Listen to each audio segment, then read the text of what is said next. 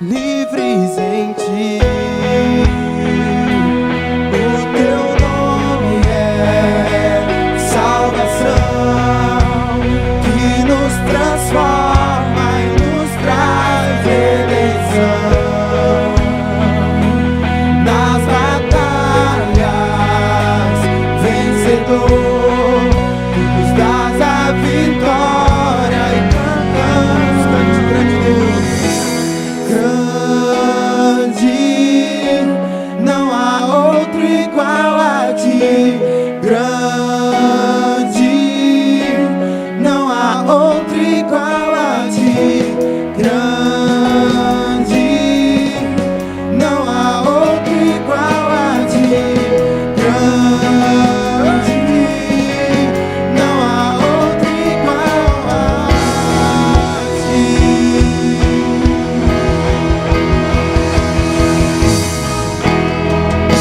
Muralhas caem, cadeias se rompem, vivemos pra sempre, justos em ti.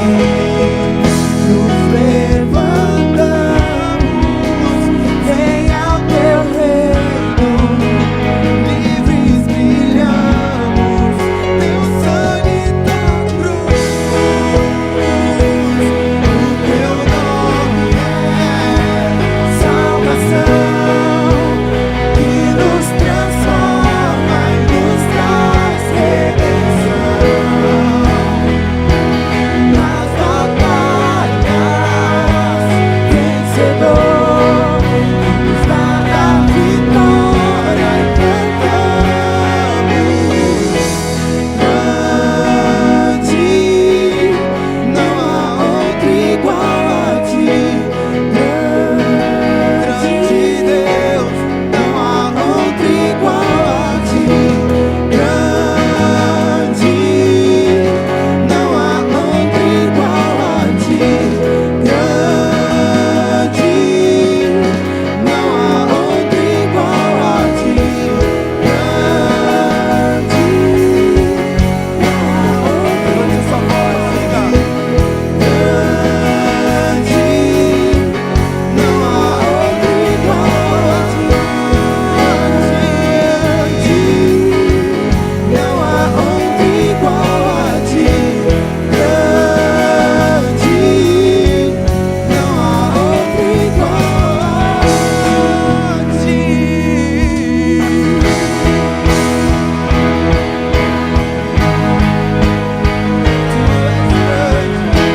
Incomparável é Jesus.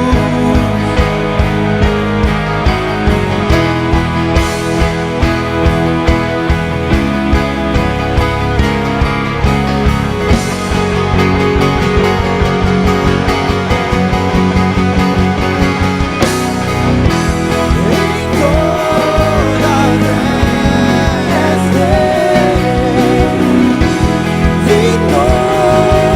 vitorioso Rei, teu reino não tem fim, não há outro igual a ti. Toda terrestre, em toda terrestre, vitorioso Rei, teu reino não tem fim, não há outro igual a ti. Não há outro igual a ti. Não há outro igual a ti.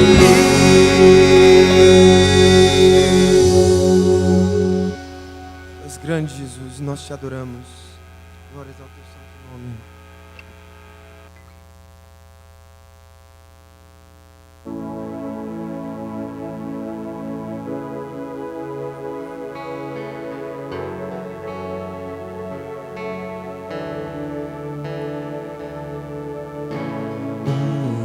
Renasceu, habitou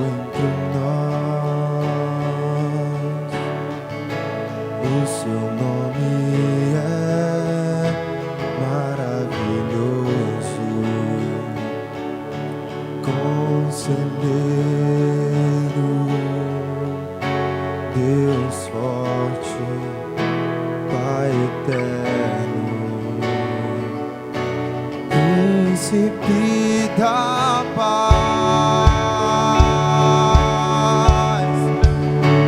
Jesus, tu és exaltado, o princípio e o fim.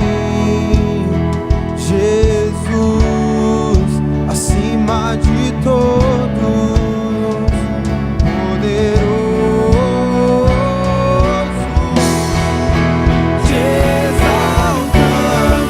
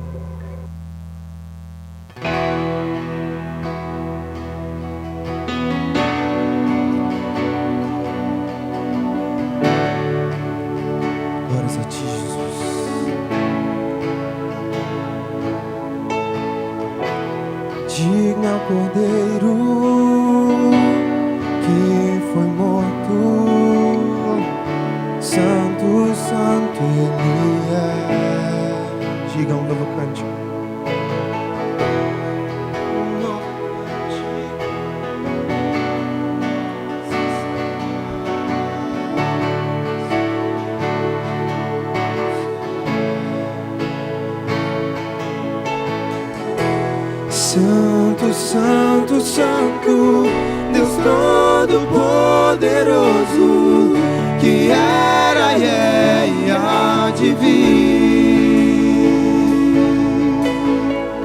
Com a criação eu canto louvores ao Rei dos Reis.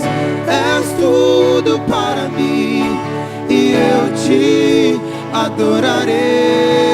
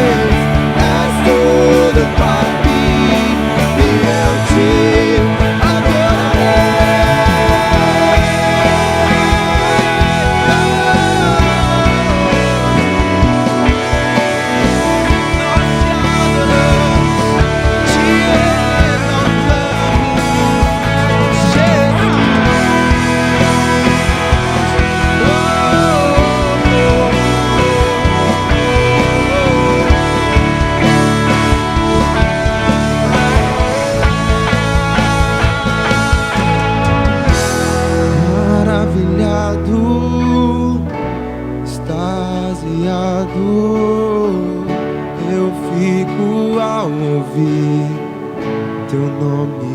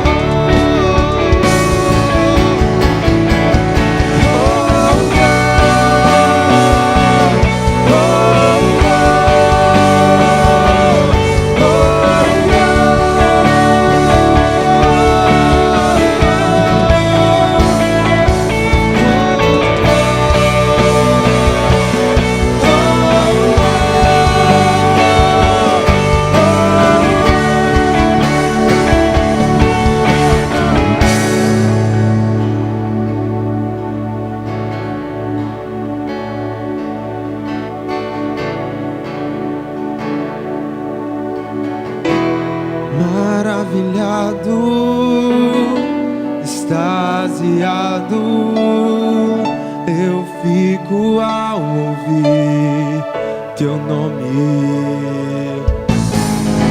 Jesus, teu nome é força, é fôlego de vida, misteriosa, água viva.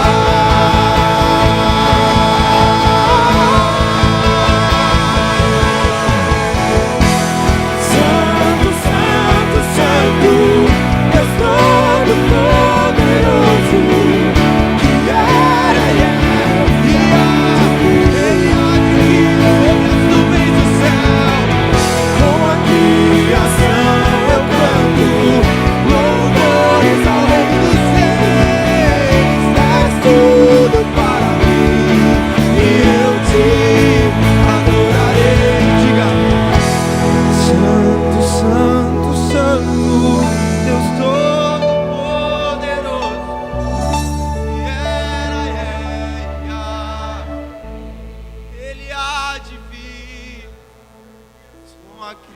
criação eu canto louvores ao Rei dos Reis. És tudo para mim e eu te adorarei. Nós te exaltamos, Jesus, Rei dos Reis, Senhor dos Senhores. Tu que eras, que é e que há de vir, Jesus. Tu és bem-vindo neste lugar, Jesus. Nós exaltamos o Teu santo nome. Nós glorificamos o Teu santo nome, Jesus. Toma o Teu lugar em nossas vidas, Jesus. Toma o Teu lugar, Jesus. O trono da nossa vida pertence ao Senhor. Tu és Senhor sobre nós, Jesus. Tu és o nosso lindo Salvador. Mas Tu és também Senhor sobre nós, Jesus. Nós declaramos a Tua soberania sobre a nossa vida. Nos rendemos ao Senhor, Jesus. Nos prostramos diante de Ti em adoração, Senhor. Em adoração, em exaltação. Bendito seja o Teu santo nome. O Teu povo se reúne aqui, Jesus, para dizer o quanto Tu és santo, Jesus. O quanto Tu és digno, o quanto nós Te amamos, Jesus. E nós nos derramamos diante de Ti para dizer isso, Pai. Para dizer o quanto Te amamos, o quanto Te desejamos, Jesus. Vem sobre nós nesta noite, sobre nós o Teu Santo Espírito. Fala conosco, Jesus. Arde em nossos corações com o Teu santo amor, Pai. E nos enche de Ti. Até que o Senhor venha, até que o Senhor volte. Nos prepara para a Tua vinda, Senhor. Que a gente se encontre pronto, esperando pelo Senhor. Até que Tu venhas, Pai.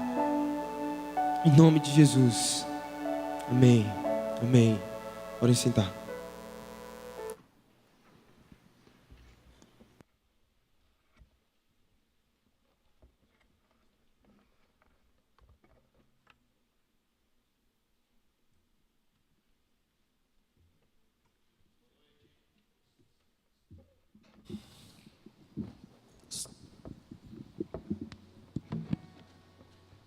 Boa noite, graça e paz. Eu não sei se você está tendo a mesma sensação que eu, mas parece que está todo mundo meio que adormecido, está todo mundo meio que cansado, todo mundo meio que assim, sonolento. Não sei se foi eu só que percebi ali, o louvor não estava xoxo, mas a gente estava xoxo. É isso mesmo ou não? Regina, não vi nenhuma movimentação. Hã?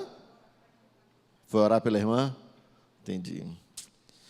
Gente, hoje a gente tem o desafio de falar e pensar sobre aonde andaria o Salvador na cidade de Salvador. E antes de mais nada, na verdade, nunca foi cidade de Salvador.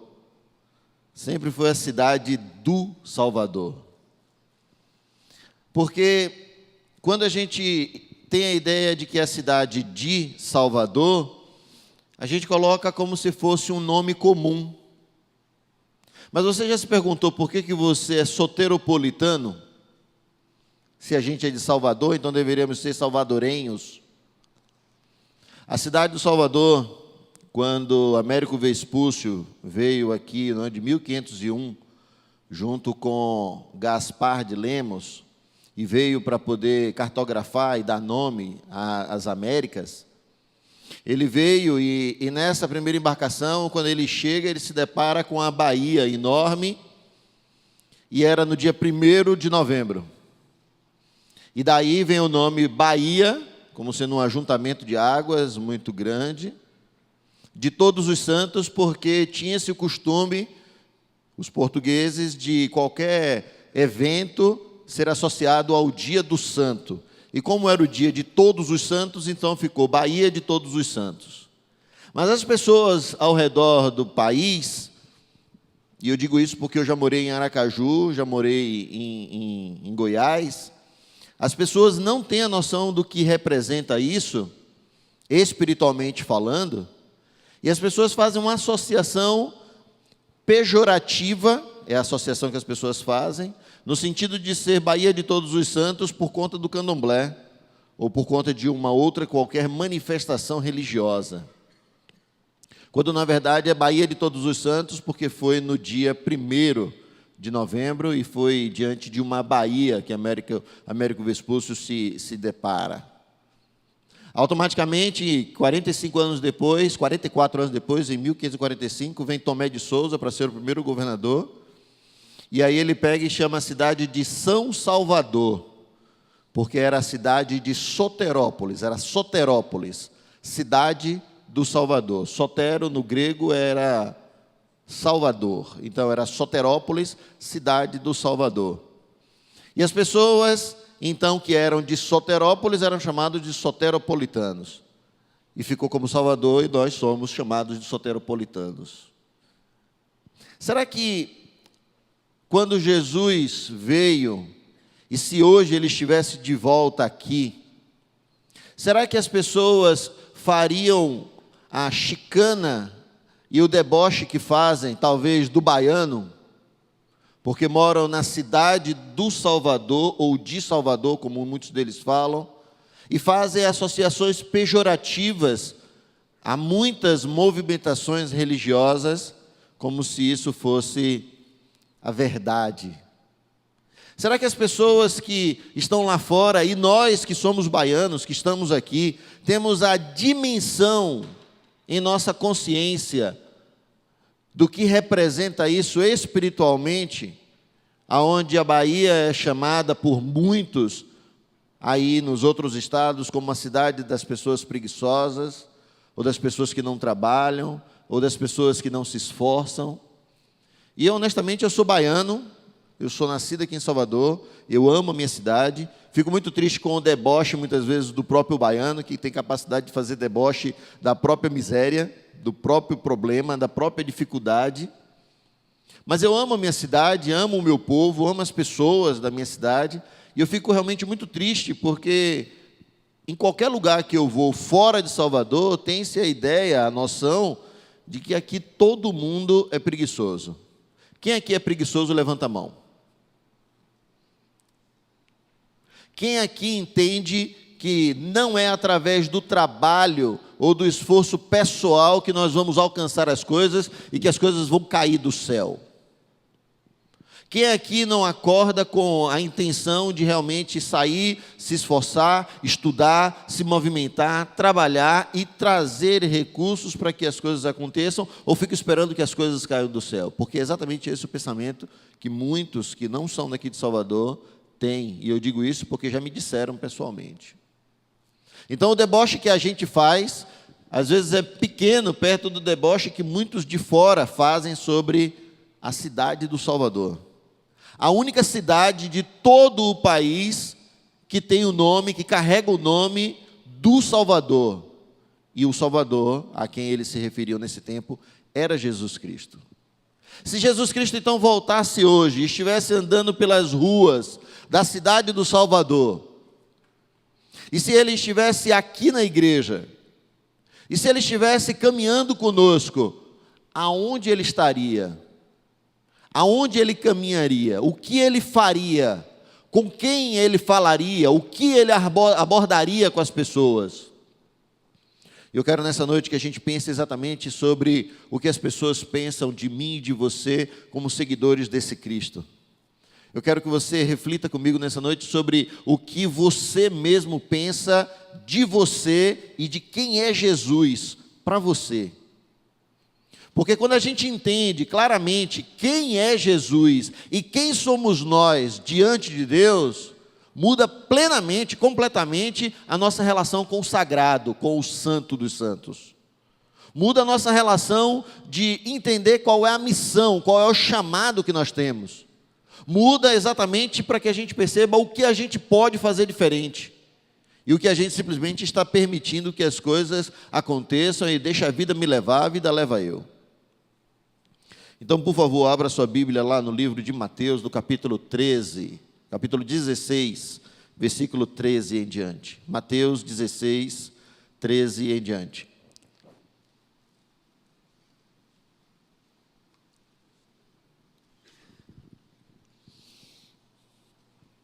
Mateus, no capítulo 13, capítulo 16, perdão, versículo 13. A gente já não ouve mais a zoada das folhas, né? A gente ouve plup, plup, plup, plup. Só o toque do celular, né? A gente não ouve mais, o povo não anda mais com Bíblia na mão, né? Alguns poucos, né? Gente, ande com sua Bíblia. Ande com sua Bíblia. Não fique preso só ao celular. Não fique preso só à tecnologia. Use a tecnologia, mas não deixe a tecnologia usar você. Mateus, no capítulo 16, no versículo 13 em diante, diz assim: Indo Jesus para a cidade de Cesareia de Filipe, perguntou a seus discípulos: Quem os outros dizem que o Filho do Homem é? E eles responderam: Uns dizem que é João Batista, outros dizem que é Elias, e outros dizem que é Jeremias, um dos profetas. Ao que Jesus perguntou: E vocês, quem dizem que eu sou? Respondendo Simão Pedro, disse: O Senhor é o Cristo, o Filho do Deus vivo. Então Jesus afirmou: Bem-aventurado é você, Simão Barjonas, porque não foi carne e nem sangue que revelaram isso a você, mas meu Pai que está nos céus. Também eu lhe digo que você é Pedro, e sobre esta pedra edificarei a minha igreja, e as portas do inferno não prevalecerão contra ela. Deus, em nome de Jesus, a tua palavra, ela é viva, ela é eficaz, ela é suficiente, ela é mais penetrante que cortante. Ela pode dividir a nossa história, dividir o nosso entendimento, a intenção e o propósito do nosso coração, a nossa alma e o nosso espírito podem ser divididos. Quem nós éramos, quem nós podemos ser diante do Senhor. A tua palavra, ela pode fazer verdadeiramente a distinção de quem serve e de quem não serve a Cristo, teu Filho e nosso Senhor. E nessa hora nós colocamos diante do Senhor a nossa vida, o nosso coração, com todo entendimento, de modo que nós oramos, clamando a Deus para que o Senhor ministre aos nossos corações nessa noite, para que a tua palavra seja verdadeiramente autoridade sobre nós, que o Senhor tenha toda a liberdade para que o Senhor conduza as nossas vidas e que o Senhor continue tomando o trono dos nossos corações, que nós não venhamos a entronizar nenhum pecado, nenhum desejo, nenhuma vontade pessoal e humana em lugar e em favor do Senhor. O Senhor é Senhor da nossa vida, da nossa história, e nós clamamos para que o Senhor em todo tempo tome o trono dos nossos corações, para que o Senhor seja glorificado. É assim que nós oramos, por misericórdia, em nome de Jesus. Amém. Jesus se preocupou com o que as pessoas pensavam dele. Jesus se preocupou com o que as pessoas falavam dele. Será que você se preocupa com a sua reputação? Será que você se preocupa com a reputação da sua cidade? A cidade que se leva o nome do Salvador, a cidade que leva o nome de Jesus Cristo. Será que você se preocupa com o que as pessoas falam ou pensam de você? Será que a sua conduta pessoal, a sua vida pessoal, de algum modo reflete a glória de Deus? Será que você é preocupado ou tem a intenção no seu coração de se perguntar todo o tempo: o que eu tenho feito da minha vida? Que exemplo eu tenho sido? Que legado eu vou deixar para as pessoas? Quem eu tenho sido para os meus colegas, para os meus amigos, lá na faculdade, lá no trabalho, no condomínio, na rua, na minha família, na minha cidade, na minha casa? Eu acho que você devia se preocupar com isso. E a gente vive um tempo onde as pessoas, na verdade, dizem assim: da minha vida cuido eu. Se alguém quiser saber sobre a minha vida, venha calçar os meus sapatos. Eu já ouvi essa história. Se alguém quiser falar de mim, primeiro venha viver a minha vida para poder entender como é a dificuldade. Eu quero dizer para você que isso é a declaração mais medíocre que pode verdadeiramente acontecer de um crente em Jesus Cristo. Porque quando a gente se coloca como sendo o aferidor de medidas de qualquer situação, até mesmo da nossa própria vida, diante de uma sociedade perdida, que é tão ligada à música, que é tão ligada à carnalidade e a tantas coisas, e eu me coloco como sendo eu o aferidor de medidas, e não estou preocupado com o que os outros pensam de mim, eu posso estar correndo um risco muito grande de ser medíocre, de viver uma vida mediana, que não avança, e que olho sempre para dentro de mim mesmo. E que nessa hora talvez eu esteja até correndo o risco de fazer acepção de pessoas, como muitos fazem de fora para cá, para dentro de nós. Jesus se preocupa com isso e ele pergunta para os discípulos o que os outros, o que as pessoas de distante, de longe de mim, que não caminham comigo, dizem que eu sou. O que as pessoas falam de mim. E aí Pedro pega e responde: uns dizem que é o Filho do Homem. Perdão, uns dizem que é João Batista. Outros dizem que é Elias. E outros dizem que é Jeremias ou um dos profetas. E as pessoas não tinham noção, de modo que compararam Jesus talvez com João Batista por conta da pregação dura, firme, austera, como João Batista tinha. Outros faziam a comparação dele com Elias, como sendo aquele que tinha o poder de fazer qualquer coisa, como Elias teve de fechar os céus. Outros faziam a comparação com qualquer outro profeta comum, mas não conseguiam entender ou enxergar a deidade de Jesus Cristo. Não conseguiam enxergar que estavam diante do Deus vivo. Não conseguiam enxergar que estavam diante do Salvador. E por isso as pessoas se aproximavam de Jesus com interesse muito mais pessoal, restrito, às vezes infame, às vezes tão pequeno. E eu digo para vocês, talvez igualzinho qualquer um de nós também fazemos. Porque muitas vezes as pessoas têm vindo para a igreja exatamente pela condição de talvez conseguir uma condição melhor na sua vida profissional, na sua vida pessoal, na sua vida financeira. Ou as pessoas têm vindo para Jesus talvez por conta de um convite de um amigo. As pessoas têm vindo para Jesus talvez por conta de um namorado ou uma namorada. Mas as pessoas têm deixado de vir para Jesus exatamente com a proposta de conhecer quem é esse Deus vivo, todo-poderoso, que pode fazer muito mais do que o que a gente quer, muito mais daquela condição infame que a gente se propõe a ter e receber desse Deus. E aí Jesus perguntou: e vocês, o que dizem? Quem dizem que eu sou? Respondendo Simão Pedro, disse: o Senhor é o Cristo, o Filho do Deus vivo. E nessa hora Jesus pega e diz assim: não foi nem carne nem sangue que te revelou, mas meu Pai que está no céu. E naquela hora Jesus espiritualiza a resposta de Pedro, como sendo assim: você é tão pecador que você não teria condição, não teria capacidade de fazer isso sozinho, e quem revelou isso para você foi meu Pai. Pedro nunca tinha tido um encontro verdadeiro com Jesus Cristo, andando com Jesus durante toda a sua história. Pedro só veio se converter quando Jesus Cristo morreu. Pedro só veio se converter quando Jesus estava sendo entregue à morte, porque ele viu tudo se completar do que Jesus Cristo tinha dito que aconteceria. Pedro viveu todo o tempo com Jesus, viu os milagres, viu as multiplicações, viu tantas coisas acontecendo, mas Pedro não se transformou, não mudou a sua mente, e caminhou do lado de Jesus e só se converteu na morte. E aí o próprio Jesus vai e termina dizendo assim: bem-aventurado você, Simão Bar-Jonas, porque não foi carne nem sangue que revelaram isso a você, mas meu Pai que está nos céus.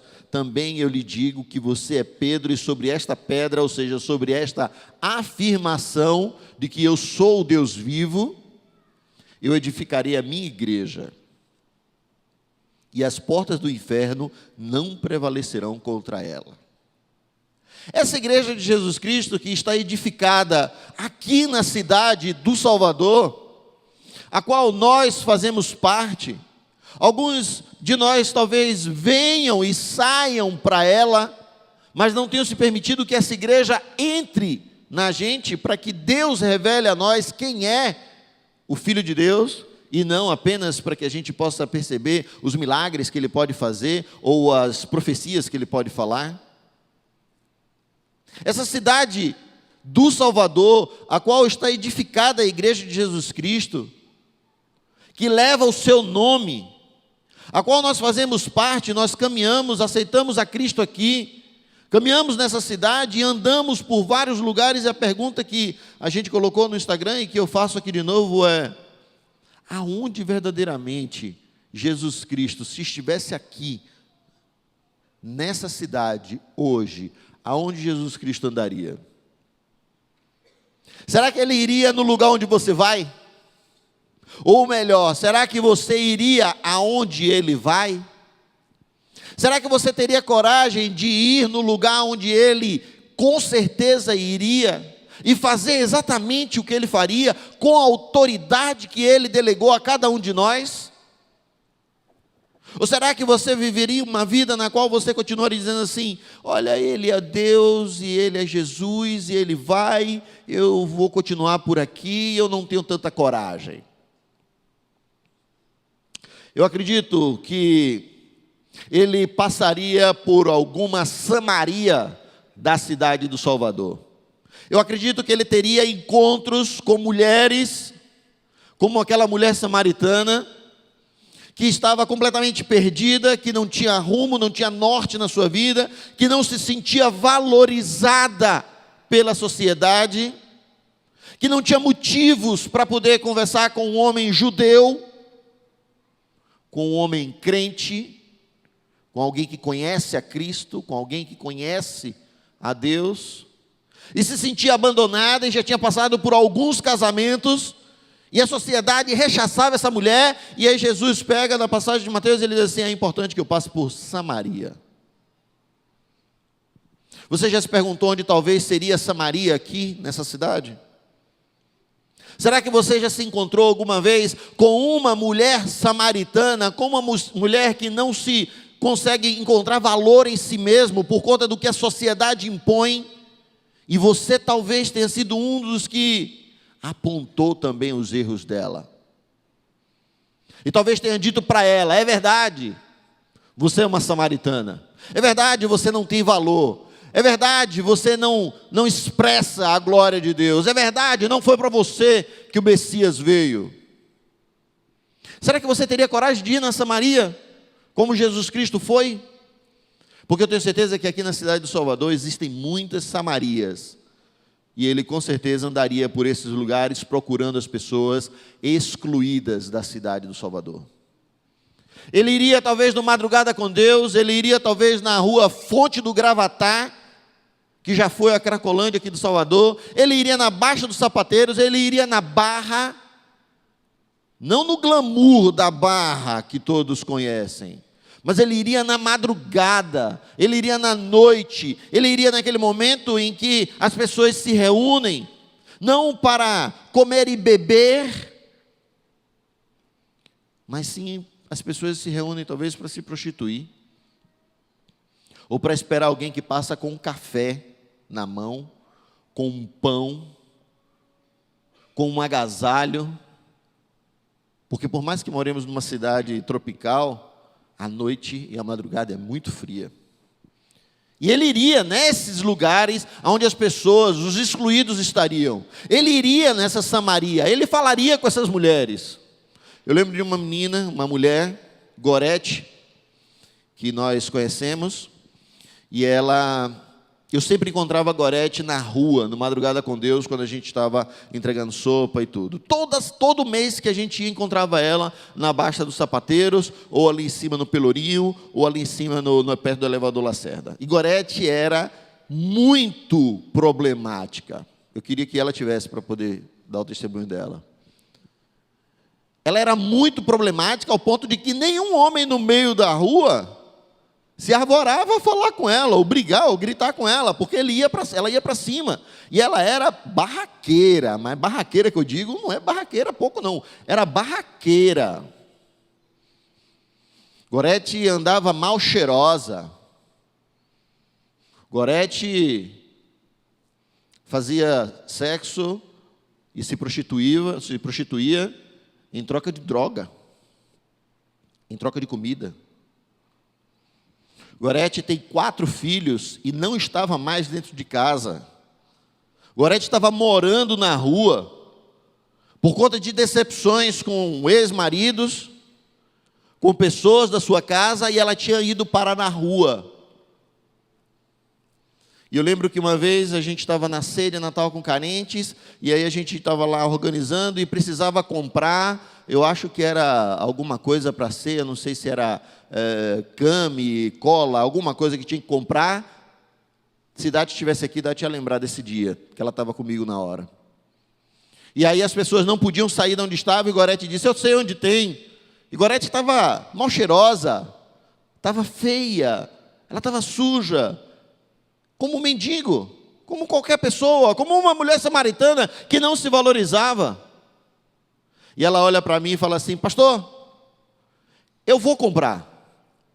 E aí eu peguei e pedi às pessoas para poder pegarem o dinheiro e pense, dar dinheiro na mão de uma mulher que se prostituía, uma mulher que trocava por droga, qualquer coisa que tivesse na mão dela, e eu disse, pega o dinheiro, e era na época tipo R$50, alguma coisa assim, e dá para ela e ela vai trazer. E eu lembro que as pessoas à minha volta, no madrugada, na ceia de Natal Carentes, olharam para mim e disse, pastor, o senhor vai perder esse dinheiro. Eu cheguei, se perder está aqui o outro, você coloca no lugar. Mas a gente precisa dar um voto de confiança nela. Essa menina foi, comprou, voltou, e quando ela voltou, ela estava chorando, e eu perguntei, o que foi que houve, minha filha? E ela olhou para mim e fez assim, ninguém nunca confiou em mim. Eu tenho anos na rua, e ninguém nunca tinha confiado em mim.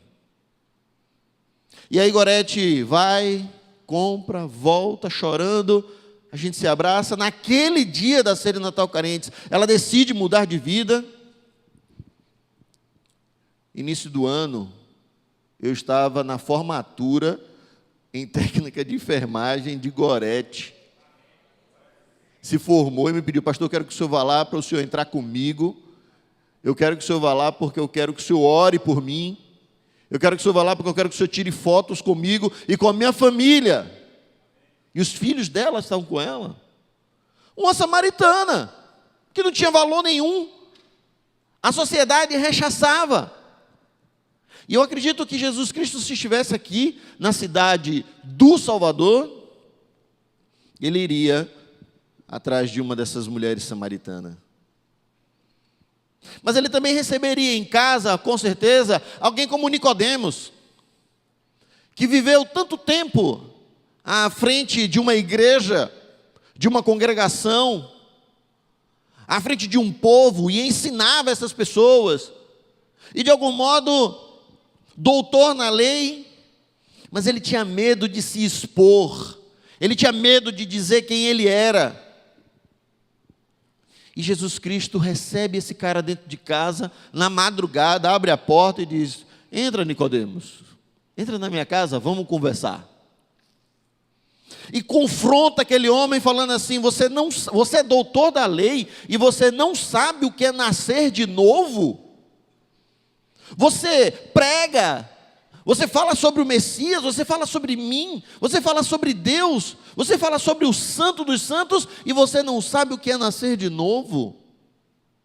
Eu tenho certeza que ele confrontaria muitas pessoas religiosas, que estão, na verdade, fazendo da religiosidade, ou dos atos da religiosidade, como algo simplesmente, meramente representativo ou repetitivo, mas não está permitindo que essa religiosidade, essa religação, esse religare com Deus, esteja no seu coração, e vem para a igreja talvez, e toma ceia, e dá o dízimo, e viaja na viagem missionária, e faz parte de um GEAR, e está envolvido, e talvez é aquele homem ou mulher que é tido como crentão, mas ainda não aprendeu o que é nascer de novo.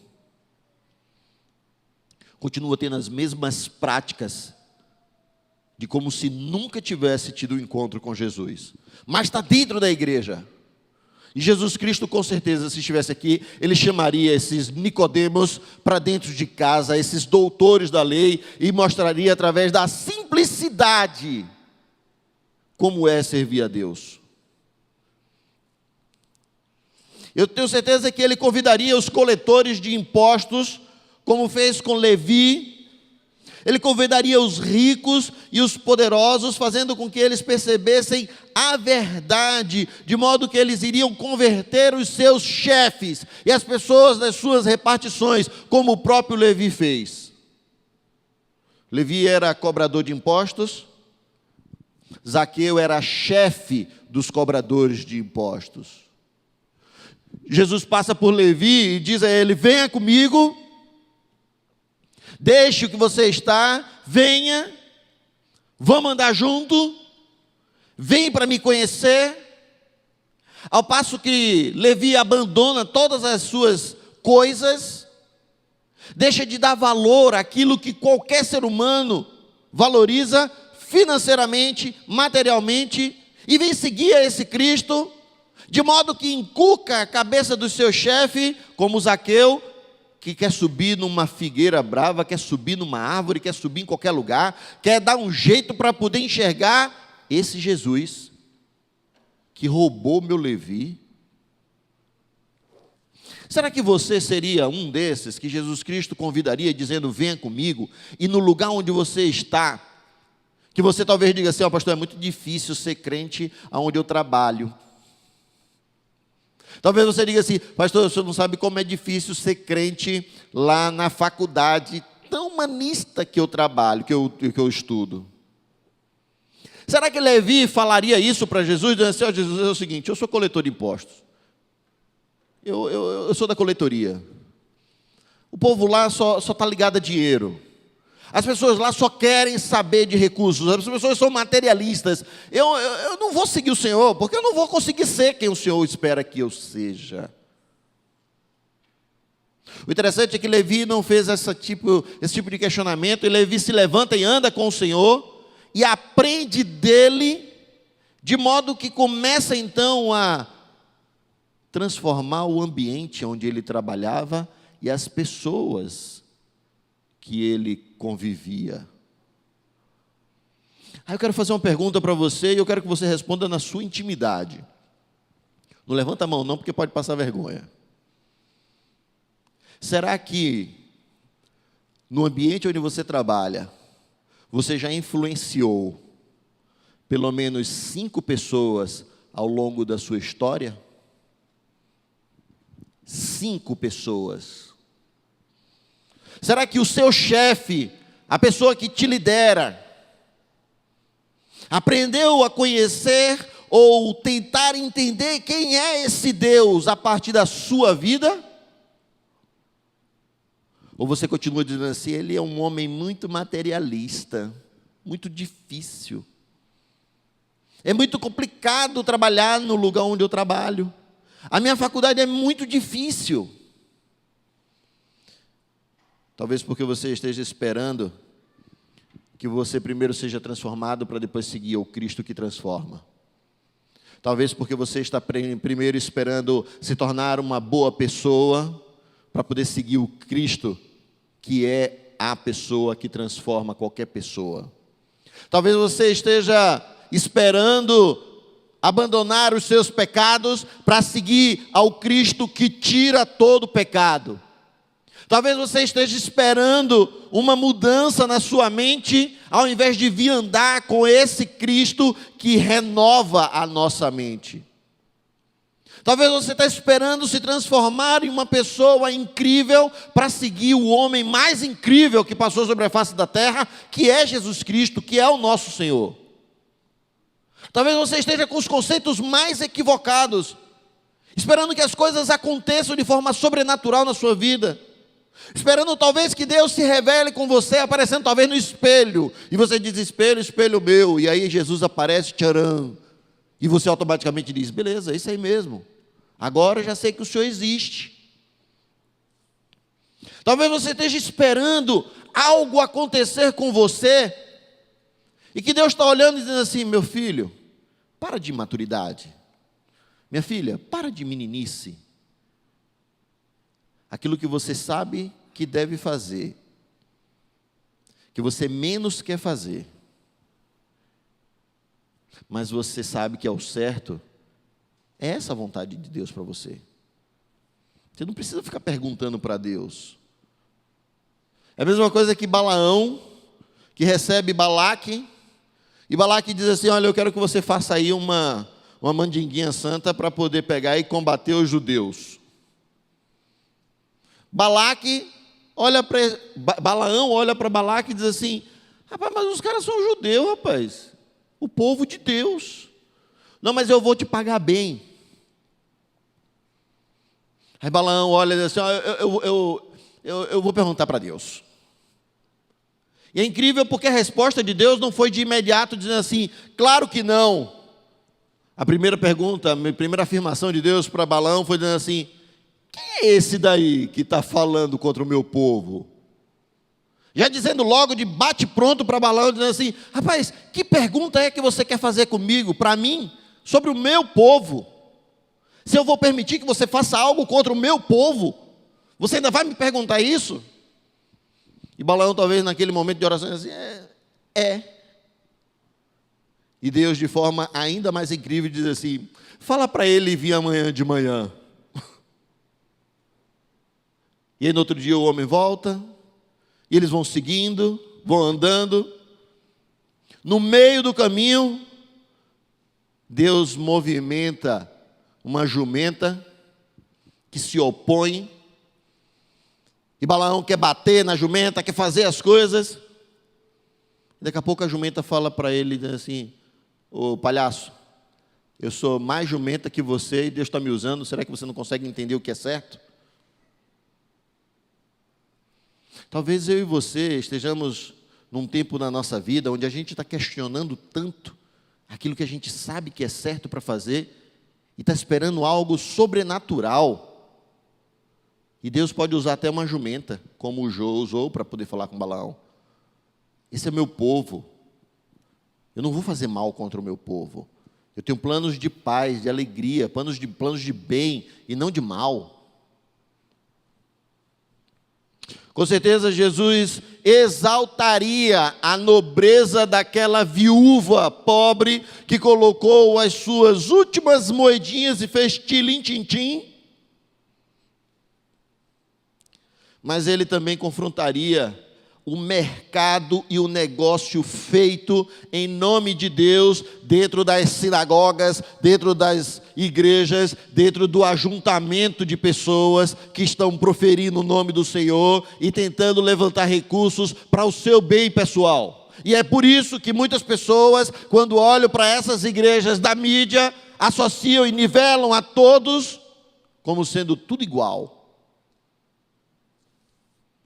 E Jesus, com certeza, ele exaltaria a nobreza daquela mulher do tilim-tim-tim, das moedinhas que caíram, mas ele, com certeza, confrontaria os negócios feitos em nome dele. E ele, com certeza, sairia de chicote, dando em todo mundo, dizendo assim: como assim? Quem autorizou você usar o meu nome para poder mercadejar? Ele com certeza curaria muitos doentes, livrando eles das doenças. Ele com certeza livraria as pessoas dos demônios, das possessões demoníacas. Mas ele também não faria nada nos bairros das pessoas de pouca fé, como ele fez. Tinha cidades que Jesus passava e dizia assim: ali não. E antes de mais nada, eu quero que você entenda que para mim fé não é um dispositivo que Deus usa em mim e em você para a gente se chegar a Ele. Muito menos para alcançar aquilo que Ele tem disponível para nós. Para mim fé é o instrumento sobrenatural que Deus usa para que a gente se pareça com Jesus Cristo. Fé é o instrumento sobrenatural para que a gente conheça a palavra e o Deus dessa palavra de forma sobrenatural. A fé não é um up que a gente coloca na nossa vida cristã, que a gente simplesmente usa para poder conseguir um carro, para conseguir passar num lugar, para conseguir um recurso financeiro, ou para conseguir uma viagem que a gente quer, ou para conseguir ser livre de uma doença, porque não é isso que é fé. Fé é olhar para tudo isso e entender: Deus está no controle de todas as coisas, Ele tem sempre o melhor para mim, mesmo que não seja necessariamente do jeito que eu quero ou que eu gostaria. Mas Jesus ainda assim livraria e curaria muitos, se estivesse aqui na cidade. Ele talvez estaria calado diante da tirania de alguns, como aqueles que não toleraram a mulher adúltera, mas com uma só pergunta, ele colocaria os intolerantes no seu devido lugar. E hoje em dia a gente está diante de uma política onde o povo se diz tão tolerante, e antes que pense, o pastor está falando porque vota em Bolsonaro. Não é nada disso, não vota em Bolsonaro não, tá? Mas é só para você entender. Um povo que diz da intolerância, que fala tanto da intolerância, e está tentando matar os intolerantes. Quem é mais intolerante mesmo? Quem é mesmo intolerante? Jesus se coloca diante daquela mulher que estava errada, mas não estava errada sozinha, estava errada com também aquele outro que não trouxeram para perto de Jesus, para poder acusar ele, dizendo assim, ele também foi pego em adultério, eles estavam juntos, e agora o que é que faz? E aí os intolerantes trazem somente a mulher e dizem, está aí agora, Senhor, a lei de Moisés diz que a gente tem que matar ela, apedrejar ela, e o Senhor, o que é que diz que a gente deve fazer? E Jesus olha e diz assim, quem não tiver pecado nenhum, quem não for igual a ela, dê a primeira pedrada aí.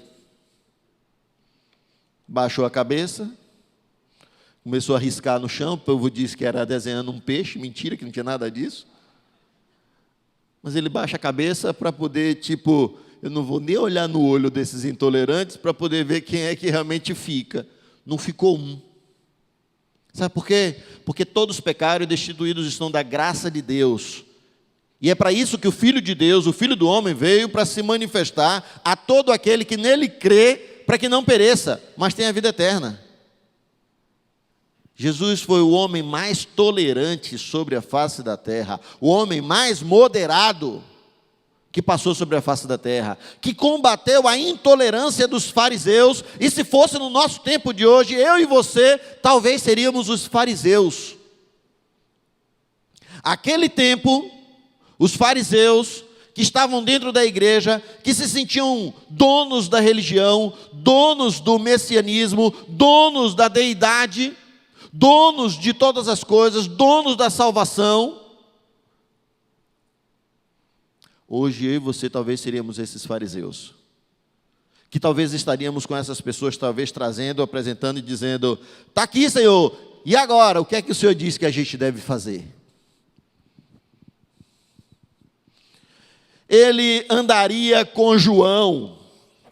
Gente, João era manso, foi o único que teve a oportunidade de deitar no peito de Jesus, de reclinar no peito de Jesus, manso, terno, morreu com 104 anos, farto de dias, ficou preso na ilha de Patmos, e ninguém bulia nele, farto de dias, viu tantas igrejas se formarem, proclamou o nome do Senhor, foi alvo de ciúmes de Pedro, que ainda pergunta, e esse aí, o que é que vai ser dele? Jesus olha e diz assim, rapaz, se eu quiser que ele fique, até que eu volte, ele fica. Ele andaria com Pedro, um cara intempestivo, problemático, sanguíneo, que só se converteu na morte, quando Jesus estava sendo entregue para morrer. Ele andaria com Judas, que ele escolheu. E a gente hoje, quando se depara com alguém que de algum modo não fala igual a gente, ou parece que não é tão crente, ou parece que é um pouco mais falso, a gente se coloca como sendo muito melhor do que todos esses, e a gente diz, eu não quero andar com esse. Mas Pedro, João e Judas foram escolhidos por Jesus, dizendo assim, vamos? Por fim, Jesus Cristo, se estivesse aqui na cidade do Salvador, Ele não deixaria de cumprir o seu chamado, Ele não deixaria de ser quem Ele era, Ele não deixaria ninguém atrapalhar os planos de Deus, como Pedro tentou atrapalhar. Jesus olha para aquele homem e diz: essa noite eu vou ser entregue à morte. E aí Pedro olha e diz assim: não, o senhor não morre não, eu vou morrer no seu lugar. E aí Jesus olha para ele e diz assim: Pedro, o diabo me pediu para cirandar com você nessa noite. Você ainda vai me negar 3 vezes antes que o galo cante. Não! Impossível! Quando Jesus é entregue à morte, ele olha nos olhos de Jesus.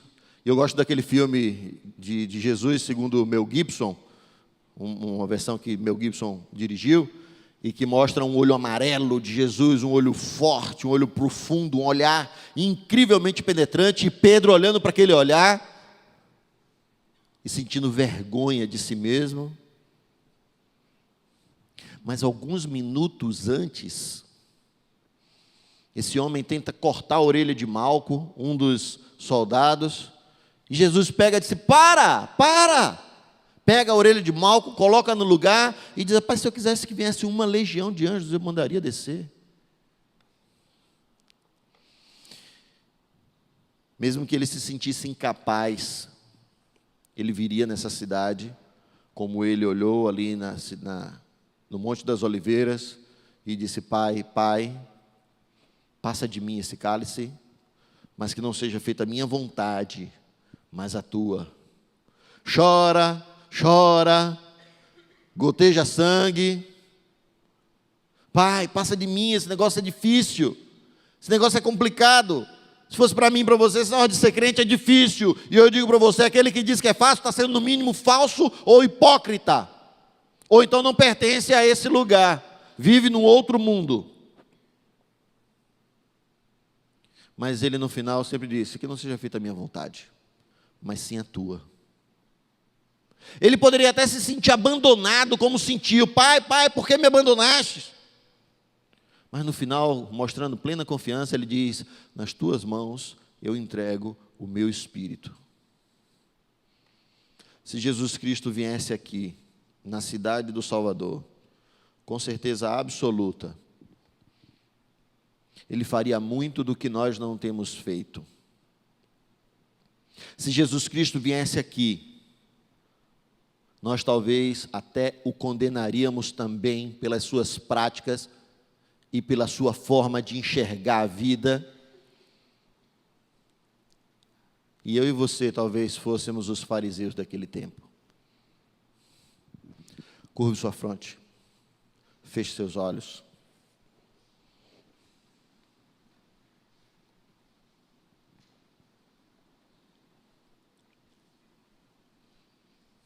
Será que Jesus Cristo seria companhia para você?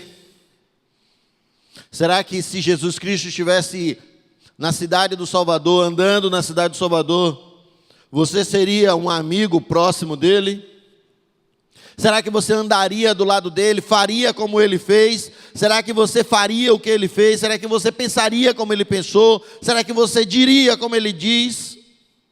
Será que você usaria da autoridade que ele usou? Será que você faria como ele realmente fez?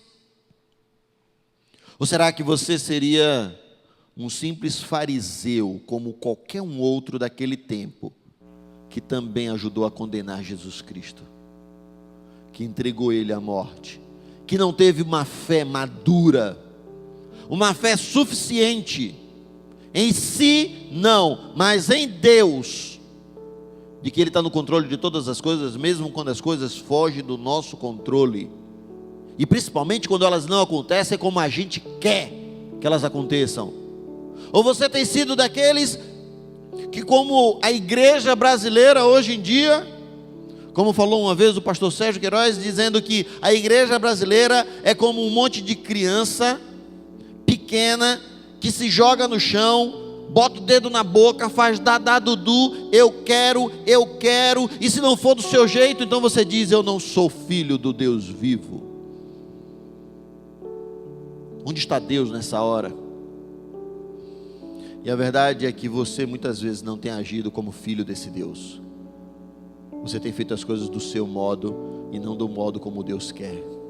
Você não tem ido na Samaria. Você não tem procurado as samaritanas. Você não tem feito o que Jesus Cristo fez. Você não tem usado da autoridade que Ele delegou a todos nós, dizendo: eu te dou a minha autoridade. Você não tem usado disso. Muito pelo contrário, você tem se alimentado das migalhas do pecado, ao invés de se alimentar do pão vivo que desceu do céu. E você tem comido dessas migalhas que tem te dado fome de novo. E você não tem se alimentado do pão vivo que desceu dos céus. Reflita comigo nessa noite. O que você tem feito da sua vida? Aonde o Salvador andaria se ele estivesse na cidade do Salvador? Você também estaria com ele? Será que você iria para os lugares mais difíceis? Uma vez eu estava numa igreja, acompanhando os jovens no louvor,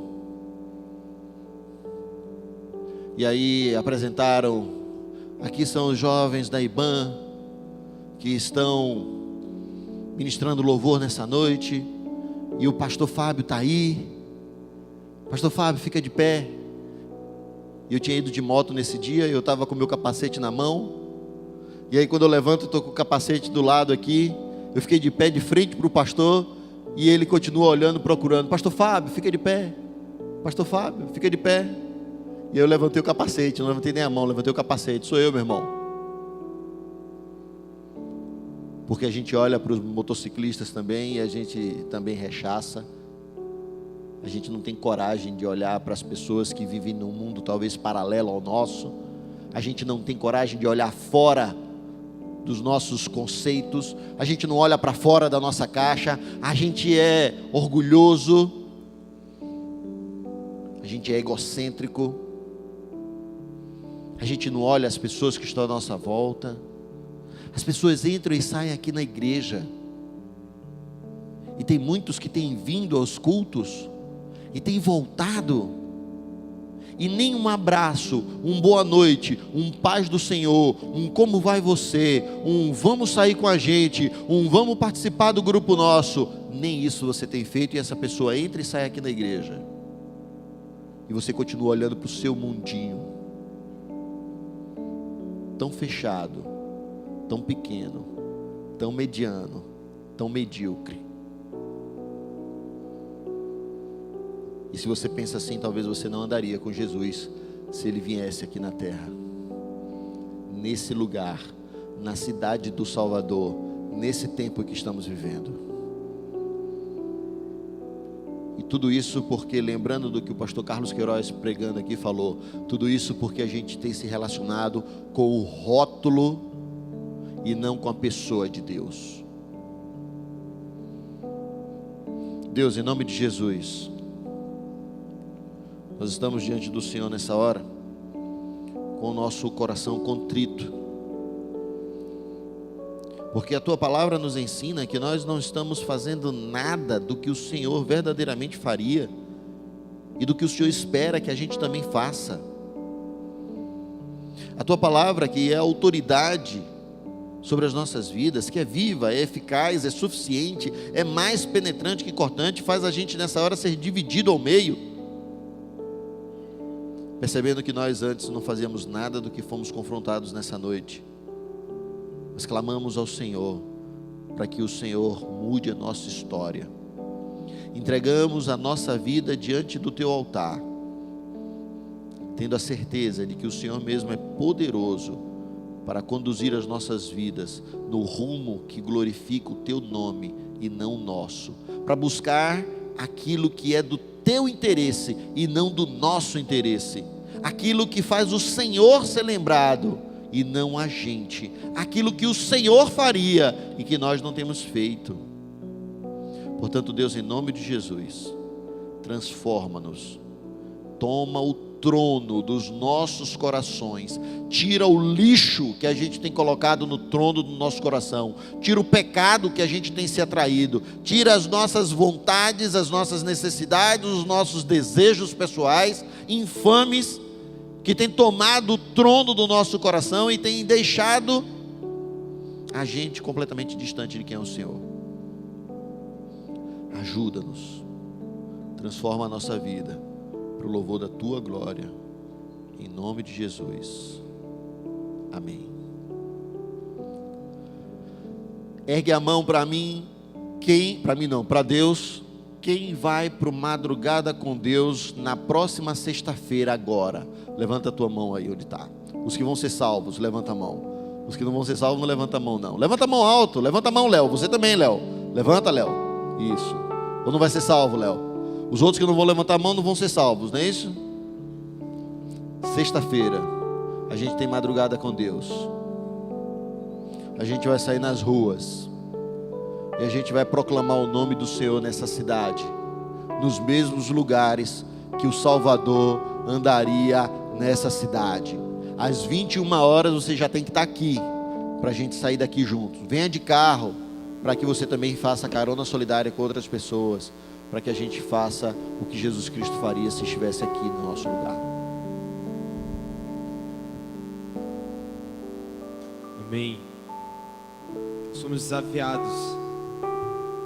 Fomos desafiados a ir e marchar pela nossa cidade, em favor da nossa cidade, em favor do reino nessa cidade. E essa próxima canção que a gente vai cantar, ela fala justamente sobre a nossa cidade. Fala sobre a cidade de Salvador. E como Salvador vai ser impactada quando nós, cristãos, a gente assumir a devida postura para que o reino chegue até as pessoas que precisam, para que o reino chegue até as pessoas que ainda não conhecem a Jesus. Então fique de pé e vamos declarar essa canção de que Salvador vai tremer diante do poder do nosso Deus.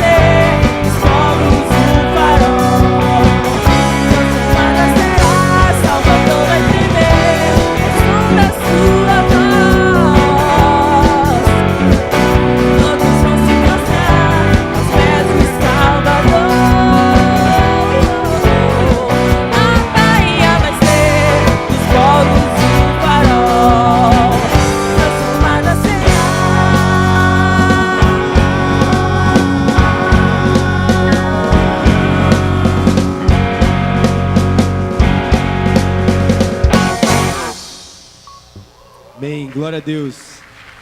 Você crê nessa verdade? Você crê nisso? Amém. A nossa cidade vai ser impactada quando nós nos dispormos a ir em favor do reino do nosso Deus e pregar, anunciar o Evangelho até que Ele venha.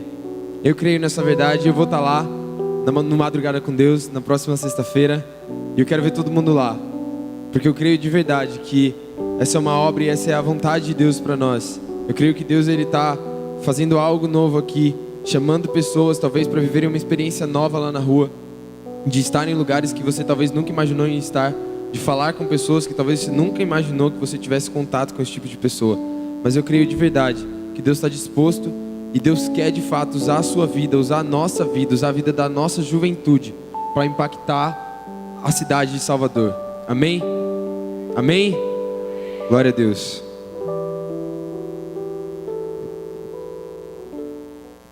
Brenda está lá fora e está fazendo inscrição para o acampamento também.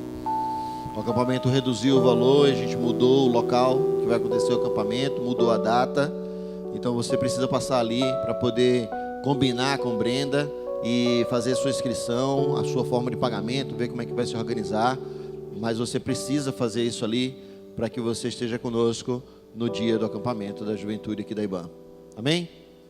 Que o grande amor de Deus, o nosso Pai, que a graça de Jesus Cristo, nosso Senhor, e a doce presença do Espírito Santo de Deus esteja sobre nós, a igreja do Senhor, aqui nesse lugar, e espalhada sobre toda a face da terra, de hoje até a volta do Cristo, em nome de Jesus, amém.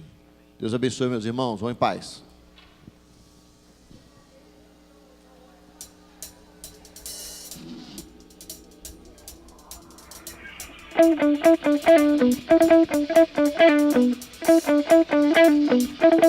Thank you.